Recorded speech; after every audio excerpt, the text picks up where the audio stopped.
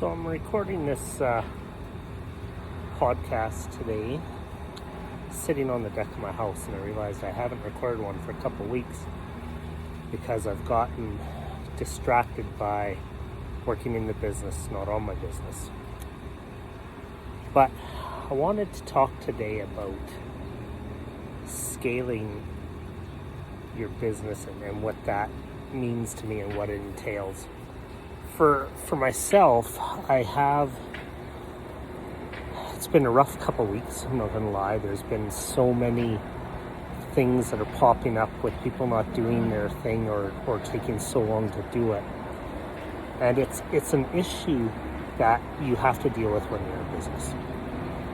But how you deal with it is a key. You know, for me, it's about having the right people in place and working with those people and learning to trust them to do their job. And that's not easy, especially when you're an entrepreneur and you're used to doing everything yourself. When you go to scale, it creates its own set of problems, because then you have to train people to do the things you want and understand that sometimes the way you train them is not the best way for the job to be done. It's just how you've done it. And then you have to allow them to put their own spin on it, which is not easy for me anyways. I'm sure some people may find it easy, but it's not for me. And, you know, it's especially tough when there's family members involved. We have our son works for our company, and just some of the trauma and drama that you have from your household spills over to that. But it still does not mean that you can't scale and expand. It just means that you have to do it with more intention. And one of the big things that I've always struggled with is I'm not a good trainer. And I realize that.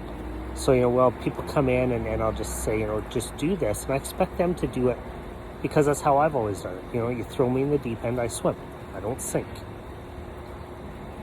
But I realize that that mindset is not a easy mindset for most people. Most people need structure, guidance, direction, and it's something I've fought my whole life. Still fight, if I'm being honest, but I think I'm getting better. To be a successful owner instead of being a successful worker, you need to be able to put the documentation in place so that people know what they're doing. And then you have to also, I believe, allow them to make the changes within their position that makes sense for them, as long as it doesn't distract or take away from the bottom line.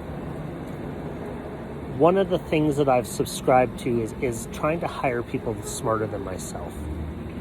And what that means to me is there's certain areas where I do think I know more than most people. But that's a very small part of the business. Most parts of the business, I think you could pull a guy in off the street and he'd do a better job at it than me. So that's where, for me, it's having the ability to take your ego out of the way.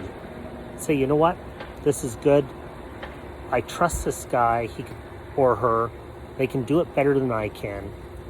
As long as I'm there to support them, and as long as their mistakes aren't fatal to the company, why should I get upset with people making mistakes when I make mistakes every day? It's just not fair to hold people to a different standard than you hold yourself. And so it's just something that's been coming up more and more this past couple weeks as we begin to scale and grow. It's focused on certain areas that we need to get better at, certain areas that we do well, and then certain areas that we just have to make the decisions and the changes, whether we cancel that program or add to it, because we all have finite time. And being in business is a growing process. You learn this stuff as you go, and you have to deal with it. Anyways, I hope you have a great week, and see you next week.